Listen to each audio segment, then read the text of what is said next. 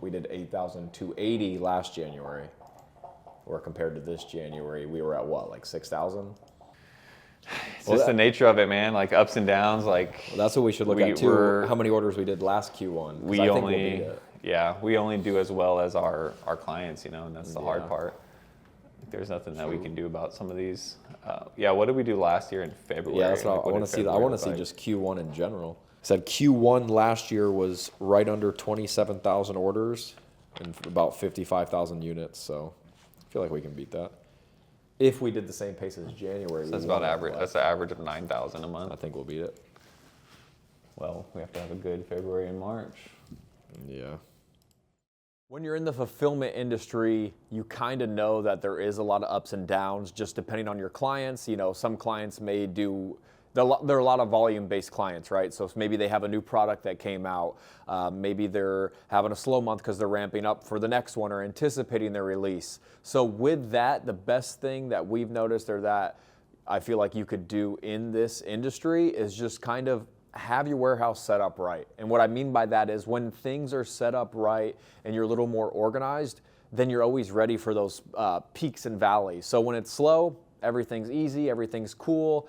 We stay on top of things, but also when it's busy, the work we've done before to get our setup like this helps us actually be able to take on those big peaks and valleys like I mentioned. So if it's 1,000 orders, in 1 week or 20,000 orders in 1 week, we'll still be able to handle it because of how we kind of have our layout, how we've kind of organized things. And that's a lot of the little things that go into a warehouse that you may never even see, just like the way we label things, the way we place things, the way we put clients in a certain area because it makes sense for our business. So that's one thing to touch on. No matter what the volume is, it's always good to be ready for double, triple, quadruple of the volume that you're used to or what your clients give you so that you can always take care of your clients.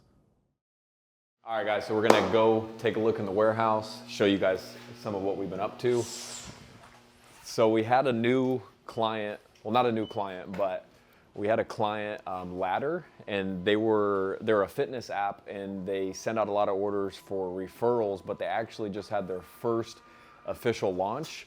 So we were putting up all their new stuff on the shelf right here, and then we've been continuing our project of putting another client into the PO system so that we can have more than just one client. So we've been filling it up with probably our second largest client down here in the pick bins. So if we come take a look over here, you can see pretty much this whole aisle is empty now. And honestly, once we get done with everything, we'll probably have almost half of all of our downstairs empty. And honestly, it's been full for probably close to a year now. We've had everything full. We've just been trying to reorganize just to get things right. But now that we're gonna take this next big client and put it into the PO, we can finally start to organize the aisles by client. So how we've done it now, just because it's just kind of how we had to do it. Something I touched on in the past video, you know, if you're always trying to be too perfect, sometimes it actually hurts you. So a lot of the times if we get a new client or new launch, it just doesn't make sense to have it client by client because, you know, we've had to fill up so many bins over time and then things sell out and then a new client or product comes in, so we have to fill that bin. But now that this is so clear, we have a lot more room for new clients, and we also can actually have it by client. So when they launch something, we're not going into multiple aisles to go actually run their orders. So the PO is a huge help in that because we can make that our storage as well. So now that this is all clear, like I was mentioning, we can finally start to really dial this in and put it by client. And of course you have to have a backup plan. So PO can only hold so much. So worst case scenario, if we actually get maxed out, now that this aisle is right here, in perspective, the PO is right behind it, right here. So now in the PO, you can actually assign shelf picks. So any of our clients in here, if need be, we can assign some of their clothing or whatever client we have right here, very close to the PO if it's full. So that way we can just pick off of this shelf only, and then we can pick the rest of the items out of what's called the grid in the PO. So it'd be really close. Obviously, it's ideal to pick everything out of the PO, but this is also another good solution because on our other client, we pick shoes on a shelf pick is what it would be called. So if anything doesn't fit, we can just store the clothes right here. We can assign them into the PO and do what's called a shelf pick, and it'll all still be really seamless and a lot more faster. So that's 2 of our big projects. So we are excited about that new client that actually launched their first launch. They actually did it on demand, they told us. They didn't really have any plans, but so many people were like, hey, we need this, we want this. So, we're here to support them in that growth of their business. So if they really do well, we'll be able to scale with them, and we may even be able to eventually put them in the PO. Or if they do well, it's something that makes sense for us to add another PO on sooner than later so that we can get all of our clients in there. And yeah, that's what's up right now. A lot of reorganization, but that's the 2 main things right now. So, supporting our clients in their first launch, and then getting one of our other big clients into the automation system to just make us that much better.